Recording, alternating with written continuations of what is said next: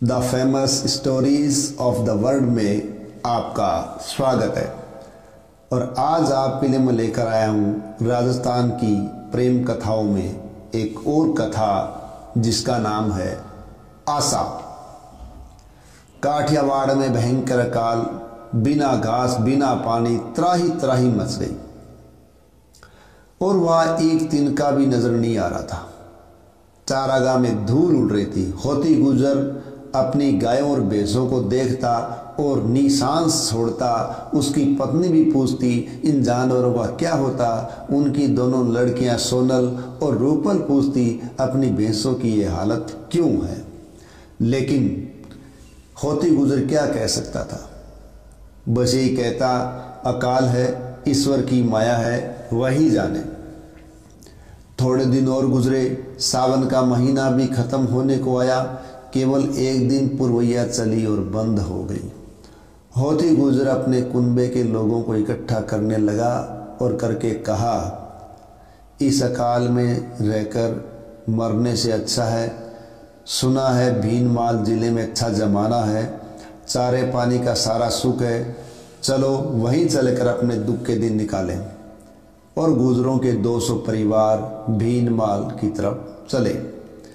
500 बैलगाड़ियाँ, अपनी गायें भैंसें, आदमी औरतें, लड़के लड़कियाँ सब आगे बढ़ते चले। आखिर भीनमाल पहुँचे।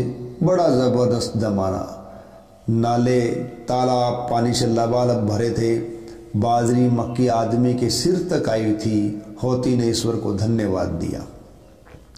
होती गुजर राजा भारमल डाबी के दरबार में पहुंचा और पहुंचकर हाथ जोड़कर उसने अर्ज किया, काठियावाड़ के काल से मारे हुए आपकी शरण में आए हैं। 200 डेरे हैं, आप मेहर करो तो हमारे पशु जिंदा रह जाएंगे। पशुओं को चराने की रकम आपके खजाने में जमा करवा देंगे। भारमल ने हाँ भरते हुए कहा, सुख दुख तो सबके आते ही रहते हैं, कोई बात नहीं, अपने पशुओं के साथ यहाँ रहो। जो कायदा है उसके मुताबिक आप रकम जमा करवा देना। हाँ, एक मटका अच्छे दही का रोज मेरे महल पहुंचा दिया करना। एक मटका क्या, 2 मटके पहुंचा दूंगा। दही की तो कोई कमी नहीं है, बस आपकी कृपा चाहिए। 200 परिवारों की 500 बैलगाड़ियों ने अपना पड़ाव डाल दिया। गाय भैंसे चराते, घी बेचते। सोनल रोज एक मटका दही का लेकर चलती और भारमल डाबी के महल में पहुंचा आती। एक दिन की बात है, सोनल का पति अपनी ससुराल आया हुआ था। तो होती की पत्नी ने रूपल से कहा, रूपल रोज सोनल दही का मटका महल पहुंचा कर आती है, आज तेरे जीजा सा आए हुए हैं, तू महल में जा दही पहुंचा कर आ। रूपल ने सिर पर मटका रखा और महल में आई। रूपल का दरवाजे में घुसना हुआ और भारमल का उसे देखना। उसकी निगाह रूपल पर अटक गई कि यह कौन है। मटका देख समझ गया कि गुजरों की बेटी है, मेरे आश्रितों की बेटी है।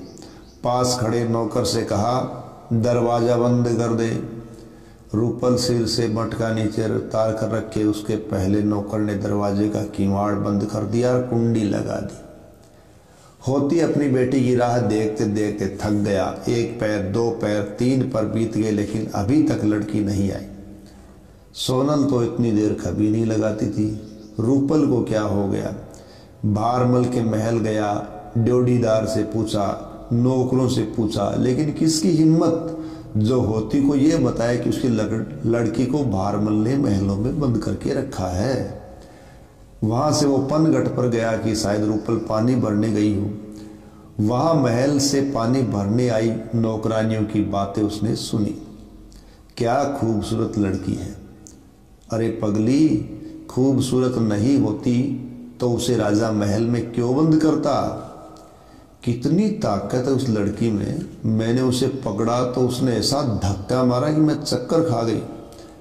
ताकत क्यों नहीं होगी, आखिर गुजर की बेटी है। छाछ रोटी थोड़े ही खाई है, दूध गई पिया दूध दही। होती समझ गया कि उसके साथ क्या हुआ। उसके तो शरीर में आग लग गई। एक राजा का उसके आश्रित के साथ ऐसा व्यवहार, मेरी लड़की के साथ जबरदस्ती, धिक्कार। ऐसे जीवन पर इससे तो मर जाना बेहतर है। गुजरों के 200 ही परिवारों के सदस्यों ने अपनी तलवारें खींच ली और भारमल के महल पर टूट पड़े। भारमल को तो मारा सो मारा ही, उसके एक भी वंशज को जीवित नहीं छोड़ा। भारमल की एक पत्नी सोडी जी गर्भ से थी। वह पीछे की खिड़की से कूद सांडनी पर बैठकर अपने पीहर उमरकोट भाग गई। गुजरों ने अपने स्वामी काठियावाड़ के राजा को संदेश भेजा कि हमने भीनमाल जीत लिया है, हमसे तो राज होगा नहीं, राज तो करने वाले ही करेंगे, आप यहाँ पधारो और राज करो। अब भीनमाल जैसा राज मिले तो वहाँ कौन राज नहीं करेगा। काठियावाड़ से बघेला राजा के पुत्र ने आकर वहाँ अपनी दुहाई फिरा दी और भीनमाल का राज्य संभाल लिया। सोडी जी उमरकोट आई, तब वह गर्भवती थी। उसके लड़का हुआ और उसका नाम रखा गया आशा। आशा डाबी बहुत तेज, बहुत चंचल, किसी न किसी से झगड़ा मोल ही लेता रहता था। घोड़े की सवारी का उसे बहुत ज़्यादा शौक। उसके मामा के बेटे तो अच्छे घोड़े चढ़े और आशा को चढ़ने के लिए मिलते थे टट्टू। आशा रोज सोडी जी से लड़ाई करे, माँ मेरे भाई तो अच्छे घोड़े पर चढ़ते हैं, मुझे जानकर टट्टू देते हैं, मुझे मेरा खुद का अच्छा घोड़ा चाहिए। माँ पशुपेश में। वैसे ही वो पीहर में आश्रित पड़ी थी, करे भी तो क्या करे, क्या कहे। आशा का भाग्य, लेकिन ये देखिए क्या आशा का भाग्य से उमरकोट से बंजारों का एक समूह निकला। एक घोड़ी के बच्चा हुआ। बंजारों ने सरहद कर नहीं चुकाया था, इसलिए उन्हें सरहद पार करने की जल्दी थी।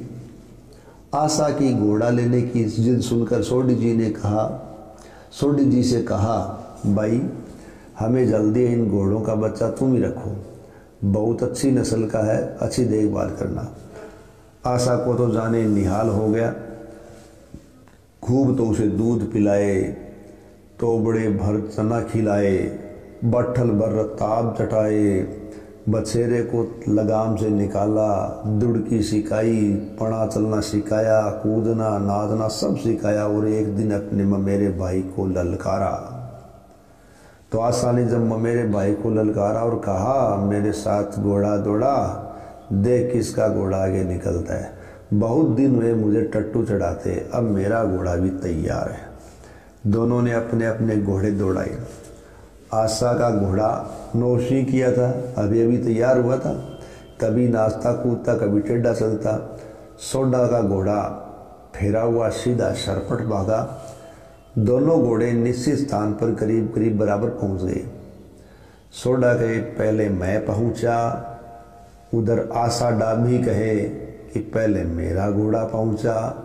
इस बात को लेकर दोनों में तनातनी हो गई, बात आगे बढ़ गई और आशा डाबी ने आव देखा ना ताव 2-4 चाबुक सोडा के जड़ दिए। अब सोडा रोता रोता अपनी माँ के पास गया और कहा, माँ आशा ने मुझे मारा है। हाँ बेटा, मारेगा क्यों नहीं, बरसों घर पर रखा है, पाल पोस कर बड़ा किया है, भलाई का अच्छा इनाम दिया है।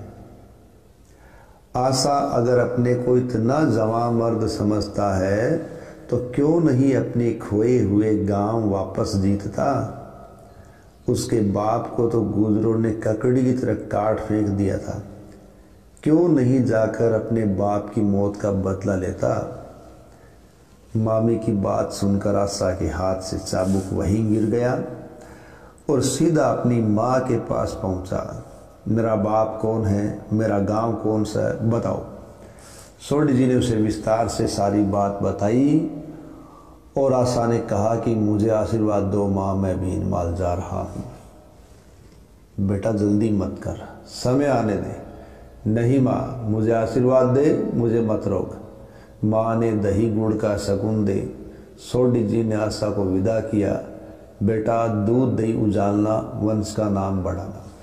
भीनमाल के बाग में कोयले कूक रही थी। अनार, केले, संतरे के पेड़ लग रहे थे। आशा आम के पेड़ के नीचे घोड़े को बांध छाया में सुस्ताने लगा और उसकी आंख लग गई। एक घड़ी में आंख खुली तो देखा कि फूलों की टोकरी लिए एक औरत एकटक उसे देख रही है। उसकी आंखों में पानी छल छला रहा है। आशा को अब अचंभा हुआ, यूं आंखें डालकर ये मुझे घूर क्यों रही है। आशा उठ बैठा और पूछा, बाई तुम कौन हो, क्या बात है। मैं तो इस बाग की मालिन हूँ। मुझे घूर घूर कर क्यों देख रही हो, तुम्हारी आंखों में पानी क्यों है।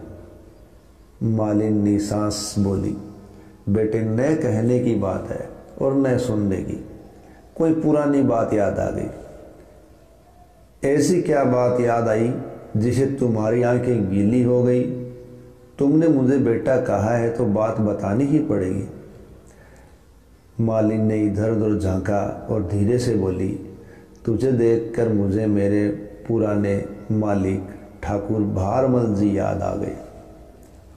आशा ने मालिन के कान के पास मुंह लगाकर कहा, मैं भारमल जी का बेटा आशा डाबी हूँ।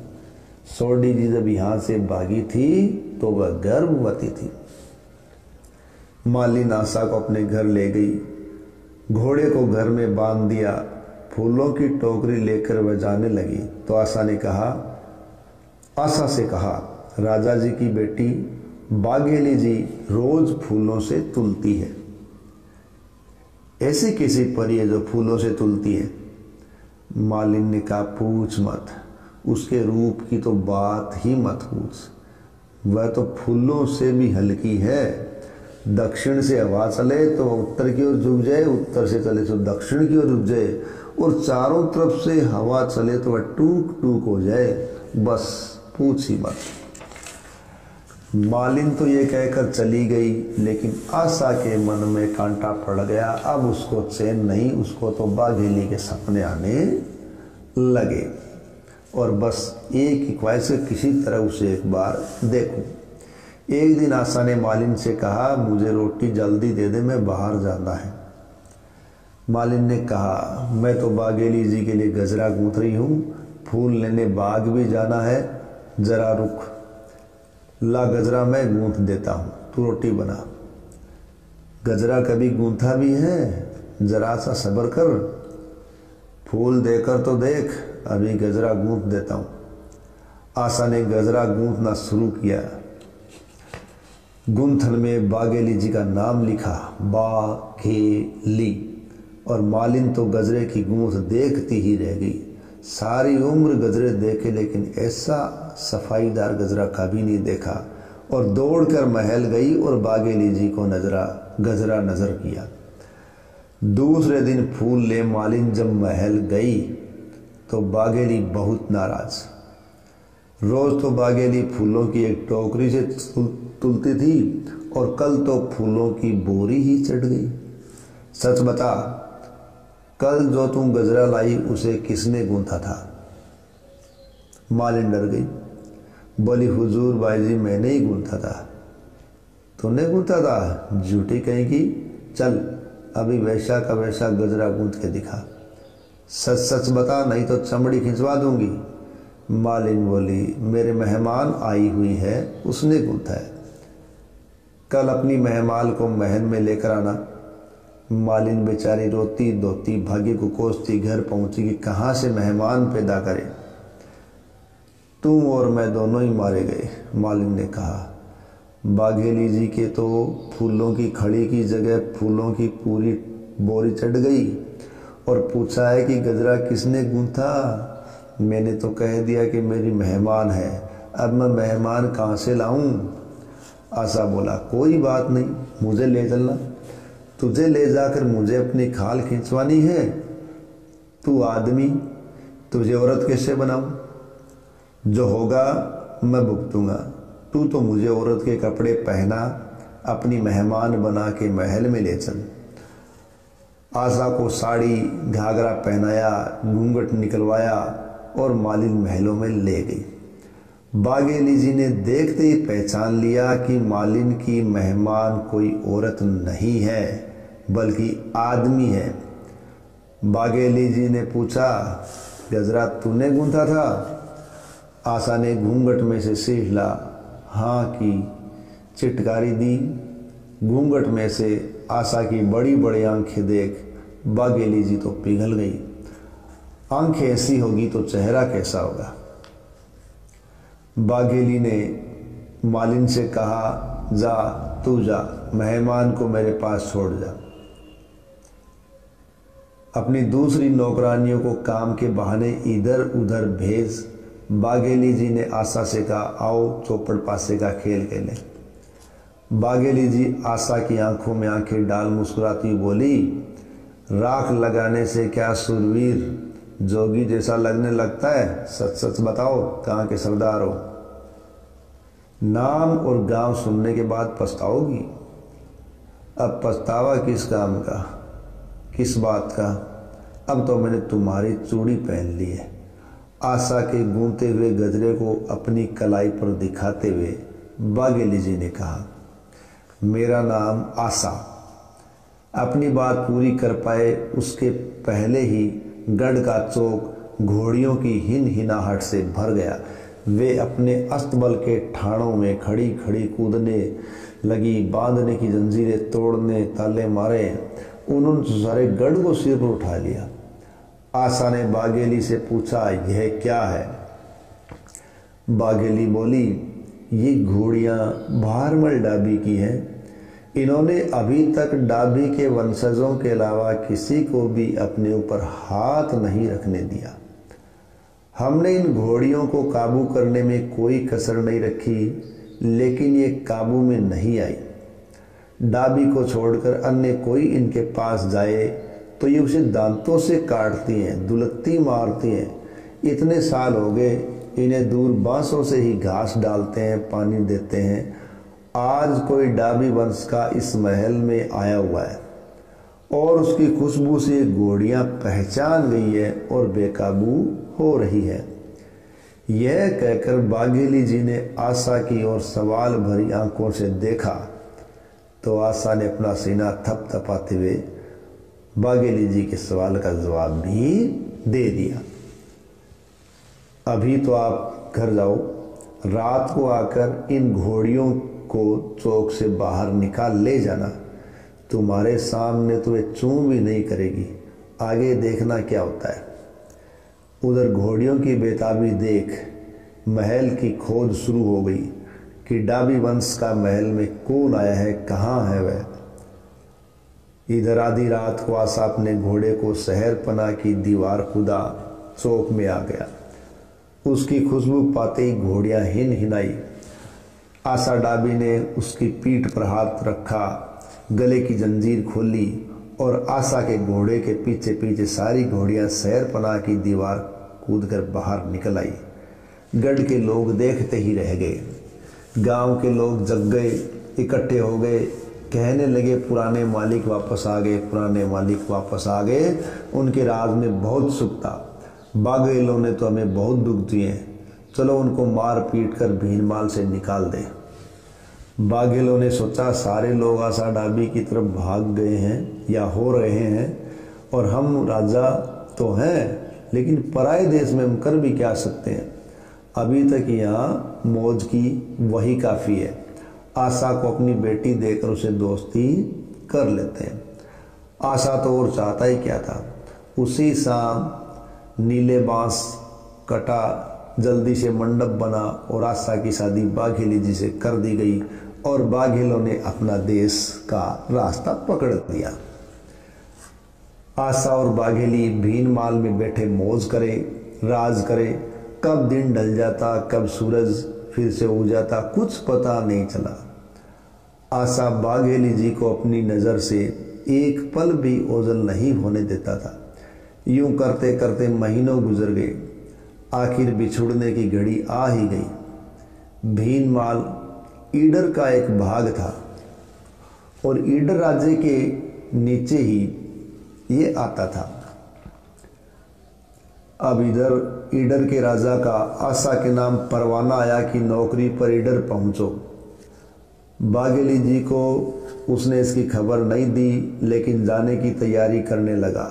तलवारों की धार लगने लगी, घोड़ों की खुड़तालें घड़ने लगी। बाघेली जी की नौकरानी ने उन्हें सूचना दी, राव जी तो कहीं जाने की तैयारी कर रहे हैं। सारी सारी रात लुहार तलवारों की धार लगाते हैं, घोड़ों की जीनों की मरम्मत होती है।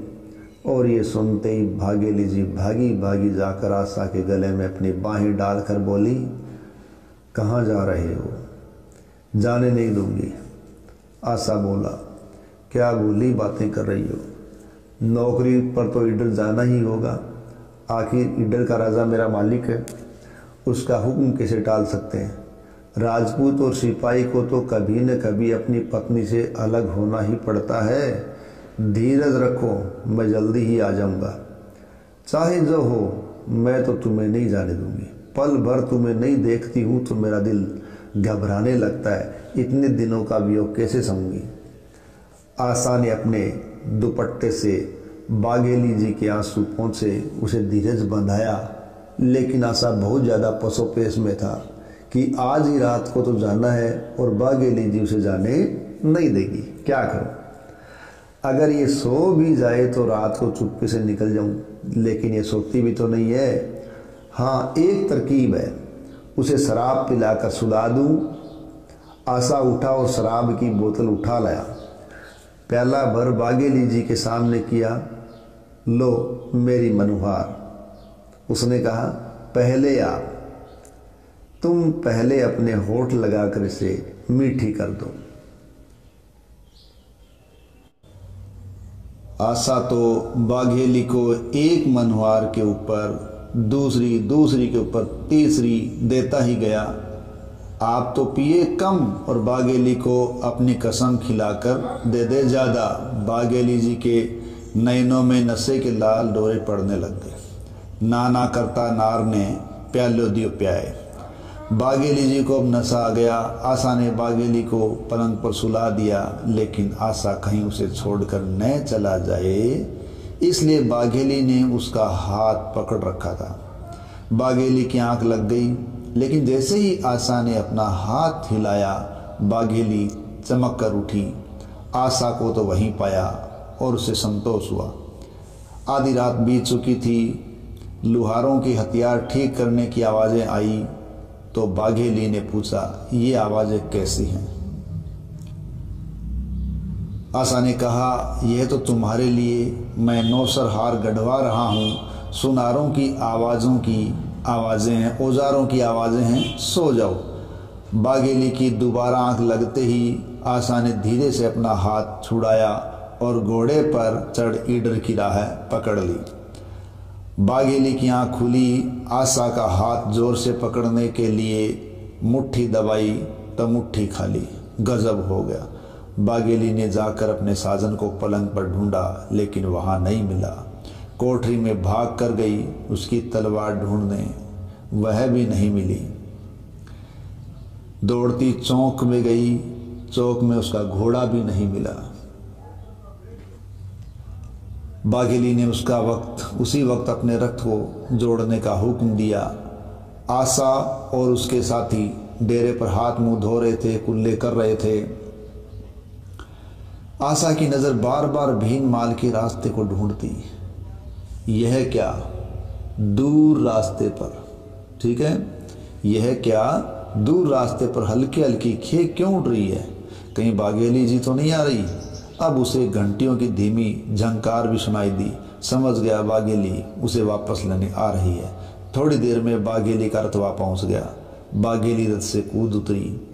आपने मेरे से अच्छी बिताई, हाथ छोड़कर चले आए। आप ही तो कहते थे कि हाथ पकड़ लिया है, अब हाथ नहीं छोड़ूंगा।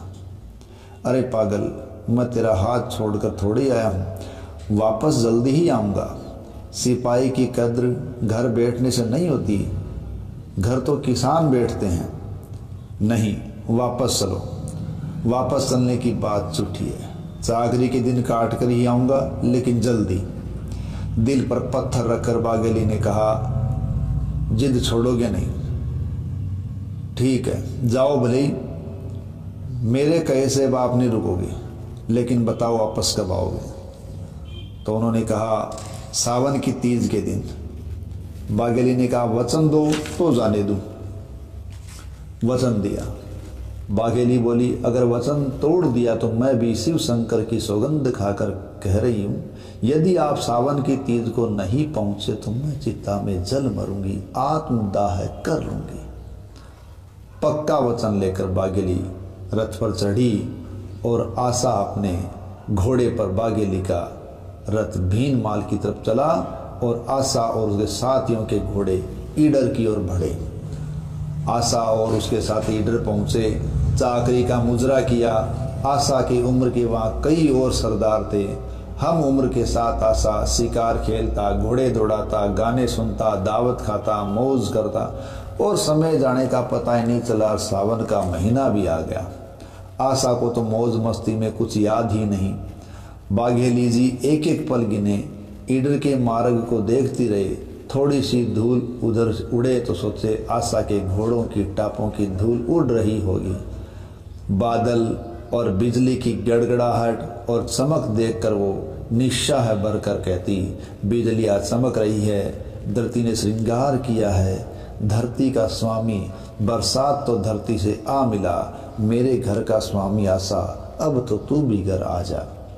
बिजली चमकी, बादल गरजे, मोटी बूंदों के छींटे गिरे। आशा के साथियों ने कहा, आज तो भीनमाल की तरफ वर्षा हो रही है। आशा मानो सपने से जागा। आज तिथि कौन सी है? आज तो सावन की दूज है, किसी ने कहा। सावन की दूज सुनते ही आशा को लगा मानो चमकती बिजली उसी के सिर पर टूट पड़ी हो। आज दूज है तो कल तीज। मेरा वचन और बाघेली जी की शिव शंकर के सामने ली हुई सौगंध। भीनमाल दूर मैं नहीं पहुंचा तो बाघेली आत्मदाह कर लेगी। उसने उसी समय घोड़े पर काठी कसी, न अपने साथियों से कुछ कहा, न ईडर के राजा से घर जाने की इजाजत ली। बरसते पानी में आशा ने घोड़े को एड़ लगाई।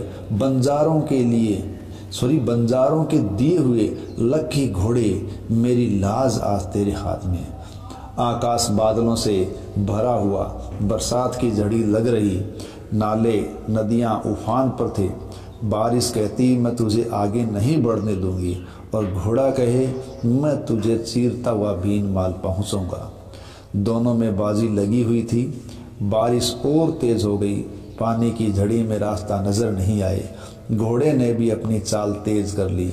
चलते चलते शाम पड़ गई। भीनमाल अभी कोसों दूर था। आशा को दूर एक जलते दिए की रोशनी नजर आई। उसी ओर उसने अपना घोड़ा बढ़ा दिया। पास आने पर उसने हवेली देखी। हवेली के छज्जे के नीचे उसने अपना घोड़ा रोका और नीचे उतर गया। नीचे उतरते ही उसका घोड़ा तो जमीन पर गिरा, और ऐसा गिरा कि कभी उठ नहीं पाया। गर्म शरीर उसका ठंडा हो गया और आशा के मुंह से जोर से निकला, यह तो गजब हो गया, अब भीनमाल कैसे पहुंचूंगा। हवेली में सोई सेठानी को आशा की ये बोल सुनाई पड़े। उसने उठकर नीचे झांककर देखा, एक आदमी घुटने घुटने तक पानी में खड़ा, बुरी तरह भीगा हुआ, और सामने उसके घोड़ा उसका मरा हुआ। सेठानी ने ऊपर से पूछा, कौन हो और कहाँ जा रहे हो? भीनमाल जा रहा हूं, आशा डाबी हूं। उसने कहा, मेरा पीहर भी भीनमाल है और बाघेली जी की प्रतिज्ञा की बात भी सुनी है, फिक्र मत करो, अभी दूसरे घोड़े का इंतजाम करती हूँ। सेठ जी उसी दिन परदेश से लौटे थे। सेठानी को किसी से बात करते सुना तो कहा, आधी रात को किससे बात कर रही हो? सेठानी ने कहा, तुम जो घोड़ा लाए हो वह चोरी का माल है। उसका मालिक अपना घोड़ा मांग रहा है और मरने मारने को बैठा है। घोड़ा वापस कर दो, नहीं तो जान से हाथ धो बैठोगे। सेठ डर गया। उसने कहा, मुझे क्या मालूम घोड़ा चोरी का है, अगर मालूम होता तो इसे खरीदता ही नहीं। घोड़ा इसके मालिक को दे दो, रुपए डूबे ही सही, हम व्यापारी ठहरे, किस किस से लड़ेंगे। सेठानी ने आशा से कहा, चौक में घोड़ा बंधा है, उसको खोल लो। घोड़ा खोल, काठी लगा, आशा भीन माल की ओर बढ़ा। घोड़ा बढ़िया नस्ल का था, नदी नाले कूदता, कीचड़ चीरता, हवा की तरह आगे बढ़ता जाए। आशा को आशा हो गई कि वह भीन माल समय पर पहुंच जाएगा, लेकिन नहीं। बीच में बनास नदी पड़ी, पूरी बाढ़ में, पूरी उफान में। पाट इतना चौड़ा कि दूसरा किनारा ही नजर नहीं आया। इस हत्यारी को ही आज ही बाढ़ में आना था। इधर उधर नजर दौड़ाई, एक झोंपड़ी दिखाई पड़ी, हो न हो किसी मल्लाह की होगी, शायद वह नदी पार करवा दे। आशा ने सोचा, झोंपड़ी पर जा, घोड़े से उतर। आशा ने आवाज लगाई, मल्लाह उठा। उसकी स्त्री ने पूछा, कहाँ जा रहे हो? मल्लाह ने कहा, कोई नदी पार करना चाहता होगा, बेचारे को दूसरी पार पहुंचा, अभी आता हूं। आज त्योहार की रात है, लोग तो दूर दूर से चलकर अपने घर आते हैं, और तुम घर छोड़कर जा रहे हो, और वो भी ऐसी भयानक रात में। मैं तुम्हें जाने नहीं दूंगी। आवाज लगा दो कि तुम बीमार हो, अगर चले गए तो सुबह होते ही मैं घर छोड़कर चली जाऊंगी। अब बेचारा मल्लाह क्या करता। घर के अंदर से ही उसने आवाज लगा दी, मैं बीमार हूँ, तबीयत ठीक नहीं है, आज रात रुक जाओ तो सुबह नदी पार करवा दूंगा। आशा ने सोचा, जो होना होगा सो होगा, या तो उस पार निकल बागेली के पास जा पहुंचूंगा, या फिर इस नदी में डूब जाऊंगा। घोड़े की गर्दन पर थापी लगा, आशा ने उसे नदी में उतार दिया। घोड़ा तो पानी पानी पंथा, नदी के पानी को चीरता हुआ दूसरी पार सवार के साथ जा निकला। तीज की सुबह होते होते आशा भीन माल की सरहद में पहुंच ही गया। सोचा, हाथ मुंह धो लूं, कीचड़ भरे कपड़े साफ कर लूं, त्योहारों का दिन है, त्योहार के दिन इस गंदी हालत में बाजार से निकलूंगा तो गांव वाले क्या कहेंगे और बाघेली क्या सोचेगी। गांव के पास ही एक बाग था। आशा ने अपने घोड़े को पेड़ से बांध दिया, हाथ मुंह धोया। 100 कोस से चलकर आया था, थकान से चूर था, और वहीं उसकी आंख लग गई, और ऐसी आंख लगी जैसे बेहोशी हो गई। बाघेली सूरज नहीं उगा, उससे पहले ही महल की सबसे ऊंची मंजिल पर खड़ी ईडर का रास्ता देख रहे थे। तीज के झूले डालने का हुक्म दिया। कलावंत, ढोली, नगारची सबको बुला रखा था। आशा ने आज आने का वचन दिया है, आता ही होगा। बाघेली ने अपनी सहेलियों से कहा, दोपहर हो गई, जा ईडर के रास्ते की ओर देख कर आ। आशा और उसके साथियों के घोड़ों की टापों से उड़ती हुई खे है अब तो नजर आने लगी होगी। कहकर बाघेली ने अपनी नौकरानी को महल के ऊपर की मंजिल पर भेजा, और थोड़ी देर बाद खुद महल की छत पर चढ़ ईडर के रास्ते की ओर देखने लगी। उस रास्ते पर उसे कोई सवार दिखाई नहीं दिया।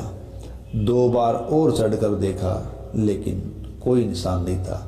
अब तो बाघेली का धैर्य टूट गया। आशा उसकी टूटने लगी। हुक्म दिया, आशा आया नहीं और मैं अपना वचन नहीं तोड़ सकती। चिता चुनना शुरू करो, पंडित जी को पूजा के लिए बुलाओ, मैं अभी श्रृंगार करके नीचे आती। उसकी सहेलियों ने उसे समझाया, अभी तो दिन बाकी है, कुछ और इंतजार करो, आशा जी आते ही होंगे। श्रृंगार कर नीचे उतरने से पहले बाघेली जी ने एक और अंतिम बार ईडर के रास्ते की तरफ देखा। तीसरा पहर भी ढल गया। लाओ, नारियल लाओ, चिता पर चढ़ने का समय आ गया है। बाघेली जी नीचे चौक में उतर आई। घोड़ा हिन आया तो आशा की आंख खुली। गजब हो गया, तीसरे पैर का समय हो गया। बाघेली अपने वचन की पक्की है, वो चिता पर चढ़ने ही वाली होगी। आशा ने घोड़े की पीठ पर कूद उसे महल की तरफ दौड़ाया। बाघेली जी चिता के पास नारियल लिए श्रृंगार किए खड़ी थी। शहर के नर नारी इकट्ठे हो गए। पूजा खत्म हुई। बाघेली जी चिता में बढ़ने लगी तो उसके मर्जीदान ढाडी ने हाथ जोड़कर अर्ज की, आशा जी के पास बैठकर आप मेरी मांडे सुना करती थी, उनके साथ आप दाद दिया करती थी। यही मांड आखिरी बार आशा जी की याद में आप मुझसे सुन लो। बाघेली जी हाँ कहे या ना, उसके पहले ही ढाडी ने मांड राग में ओलिउंडी गाना शुरू कर दिया। ओलिउंडी राग के मधुर स्वरों में आशा की तस्वीर दिखाई दी। बाघेली जी की आंखों में सो धारा बह निकली। जन समूह की वाह वाह ने आकाश को गुंजा दिया। ढाडी गीत को जितना लंबा खींच सकता था वो खींचता गया। जितनी ज़्यादा देर लगे उतनी ही अच्छी, और वो उतनी देर लगाता भी गया। इतने में गीत खत्म हुआ तो पंडित जी ने चिता में आग लगाई। बाघेली जी ने गंगा जल ले चिता की परिक्रमा लगाने कदम आगे बढ़ाया। इतने में आशा घोड़ा दौड़ाता आ पहुंचा। भीड़ को चीरता चिता के पास आ बाघेली का हाथ पकड़ उसे अपने घोड़े पर बैठा लिया और जन समूह देखता रह गया, यह क्या हुआ। उन्हें होश आया तो धन्य हो की आवाज़ों से वो आकाश गूंज गया। बाघेली घोड़े से उतरते ही आशा की आरती उतारने लगी तो आशा बोला, मेरी क्या आरती उतारती हो, आरती तो इस घोड़े की उतारो जिसने हमें मिला दिया।